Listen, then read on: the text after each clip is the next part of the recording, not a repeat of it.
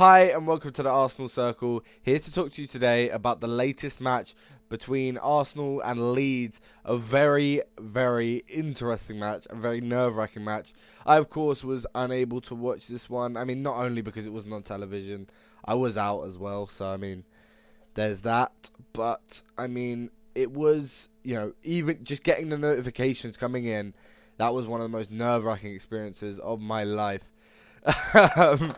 That was a very interesting match. A match that we could have easily lost if it wasn't for VAR. We were very lucky for VAR for once. That it's very surprising to see VAR go in our favour, but it did today, and rightly so. I think the decisions were all correct, to be honest. But before we go into that, let's talk about the starting lineup and who we played. Very, very interesting, right? Let's not talk about all of this because this is all, we play this lineup all the time. Ramsdale, White, Saliba, Gabriel, Xhaka, Partey, Saka, Odegaard, Martinelli, Jesus. Tomiyasu is the interesting point. It seems that right now, in this current Arsenal squad, Tierney is the third choice left back. We actually must have the best best depth in left backs in the league if Tierney is our first choice left back. And I was arguing that, and I would argue that Tierney is on similar levels to those of the top teams in the Premier League. Obviously not the Cancelos, the Robertsons, but better Chilwell. He's on a similar level to Chilwell. Maybe obviously not as good as Chilwell, but he's on that kind of level, right? And he's our third choice. We're playing Tomiyasu over him today, and that's very interesting. But I do like Tomiyasu at left back and at right back. He's just very, very good. He's not, the most attacking right back in the world, but he can get forward. But defensively, this guy as a fullback is very, very good. And the the 5-star weak foot, the no weak foot, or the ambidextrousness, is evident, and it's really good to see that. And he's just so comfortable on both feet. He's able to play from the back. He's really good defensively. He's aware. He knows where Gabriel is. He knows who he should be marking. He's a very good signing, I'll tell you that. And I'm very happy we brought him in. Very versatile, and it's good to see him getting some minutes. Although unfortunate for Tierney. Should we start off with the stats? Because I feel like the stats tell you all. So Leeds on the left, Arsenal on the right. We had a bit more possession, but they outnumbered us 7 more shots. Well, to be fair, same amount on target and beat us in the duels. And that puts us top of the league. 4 points clear of City after their loss to Liverpool now. And, they're down in 15th, which I think is really harsh for the way Leeds have been playing. At the start of the season, I predicted them to go down. But right now, they really look like they could push for the top 10. So I think 15th is very harsh for them. That's just the way the game is, right? So, yeah, obviously because I didn't watch the match, I don't know the full situation that is going on. But what I do know is that we were outplayed, basically. And I have watched the highlights. So I know all the penalty incidents, the red card. I can talk about all this. And, the main talking points of the match, right? And just other things, right, that are going on.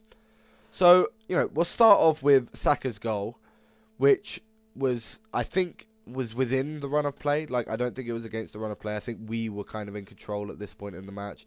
I think Leeds started out strong. We gained a bit of control. And then the second half, they really turned it on. At least that's what I'm hearing. So I think it's good that we got that goal. But can we talk about the goal for a second? Because I don't know what Rodrigo's doing. He just plays a really awkward pass that was not necessary to be made.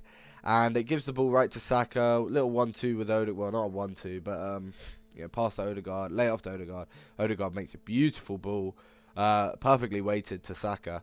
And he just bangs it top near post. Top near post. And the keeper can't do anything about that unless he guesses, right? So, he guessed that Saka would go low. Saka smashed it with his weak foot to the roof of the netting, which was good. It's a really good goal. A rocket, you might say. And I was really happy Saka could score that. He is on fire right now, guys. He is on fire. 4 goals this week, I heard. That's mental. We got our own Erling Haaland over here, and he's on the wing. um, anyway, yes, no. So really good to see Saka on the score sheet again. It's good that he's picking up his old form, despite he did have a little bit of a slow start, if I'm being honest.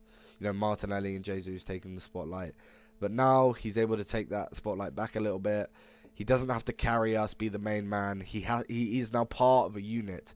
He's part of a front four, a very strong front four at that, and it's great. It's so great. I love to see it, right? So, let's go on and talk about the... It doesn't say when the penalty was hit, but... yeah. Let's talk about a substitution. So, Fabio Vieira on for Odegaard, which I think is good. It's good to see Vieira getting some more minutes. I don't know how he played, unfortunately. Again, Tierney on for Ben White, so... Interesting that Tomiyasu stays on, but I'm assuming Tomiyasu went out to right back.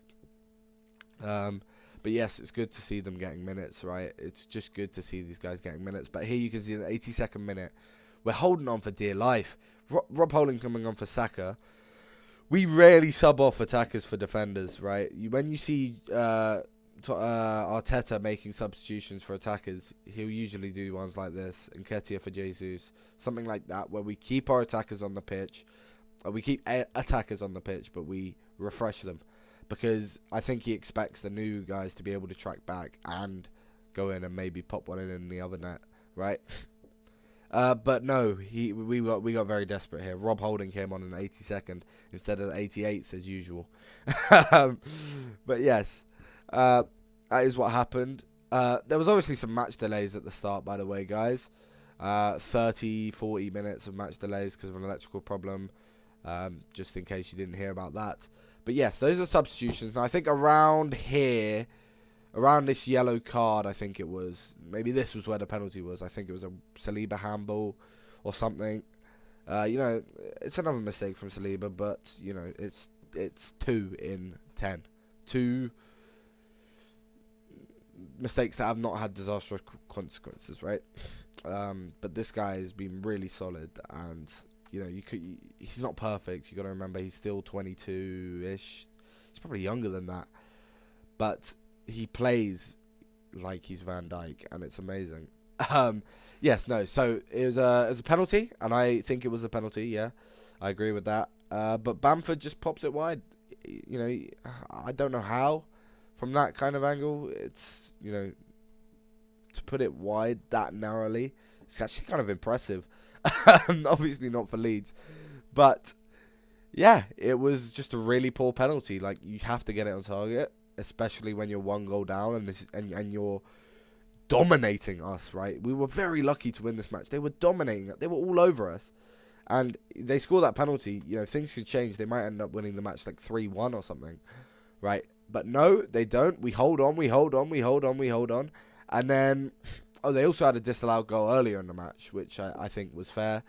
They scored, but they fouled us or something in the build up, and I agree with that decision. But I mean, it's not that relevant. It's not the big talking points, right? The main controversial talking point is this red card.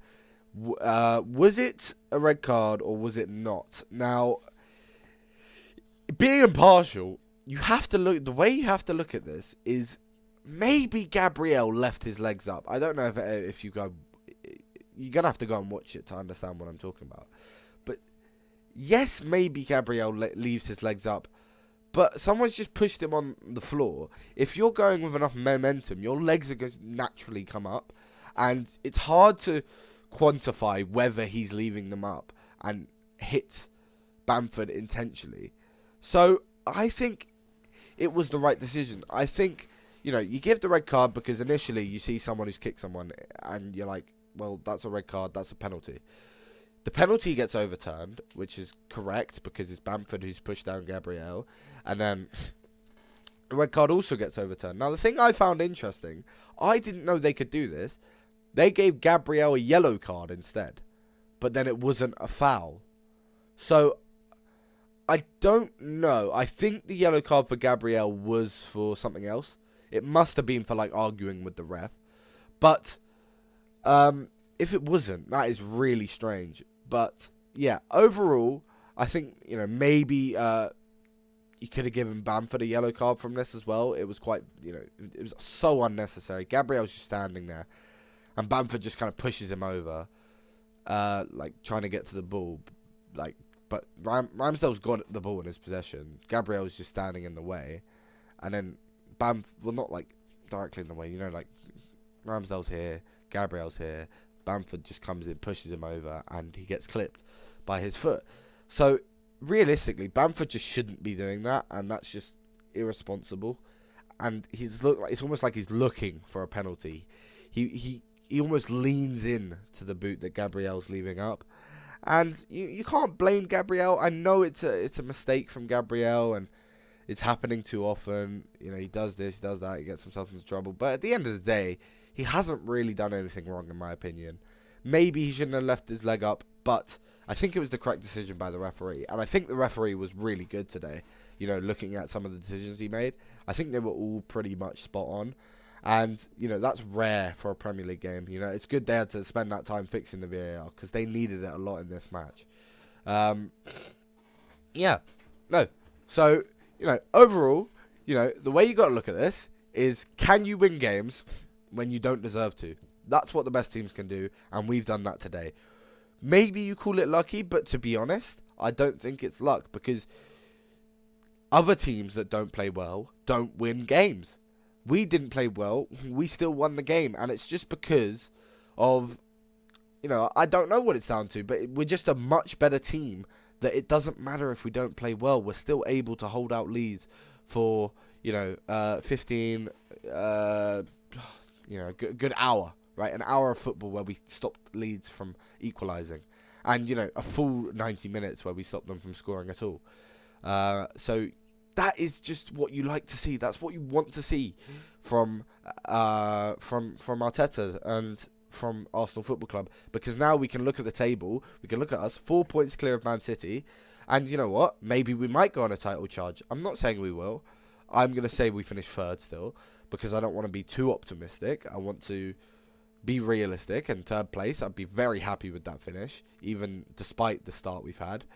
But with results like this, you have to look at it and you have to say, well, if we're going to win these matches where we played and we were a lot worse than Leeds and we got quite lucky, but it's not all down to that, right? It's not all down to that. And this time last year, we go to Leeds, we get battered, and we lose 3-0. It's as simple as that, and everyone's put their heads down and there's no motivation, and we go ahead and lose another 2 matches after this. Now, we look at it, we're like, oh my god, we've won that match. Let's focus up and actually get those 3 points against PSV first, and then we got Southampton.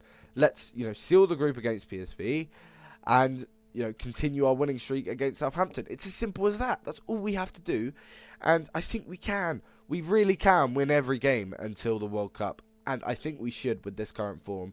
Things may change, but if we're going to win games like this, we could be in a really good position after the World Cup, guys. I'm being really serious.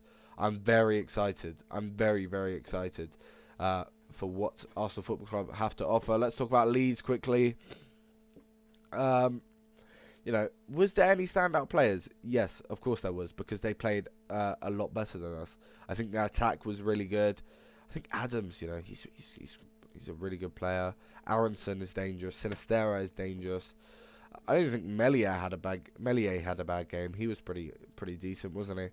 But as I said, I didn't watch much of the match, so there's not much to judge off. But Leeds, this side is looking very strong, especially with Aronson coming in, so Harrison can go to the middle, and you got Rodrigo up top, and all these things. So it's very good. It's very, very good that we are now able to win matches like this, and we blank next week, so we get to have a little bit next game week. So we get a week rest until our next Premier League game next Sunday. And I say we just, recuperate and prepare ourselves mentally for that match, because that is where we have to come out guns blazing and get a big result, a big scoreline. Unlike this game, right? Seal the Europa League off, play our second team against PSV. Not our second team, but, play a rotational team, get a 1 or 2-0 win there, and then go to ham on Southampton, 4 or 5-0, please. I would love that from Arsenal. That's what I think we should go for. Anyway, let me know what you thought of the game down in the comment section down below. Do you think it was a red card? Was it a penalty? And did Leeds deserve to win? Of course they did. But let me know. Anyway, if you enjoyed the video and the review, please leave a like and subscribe. I really appreciate that. And goodbye.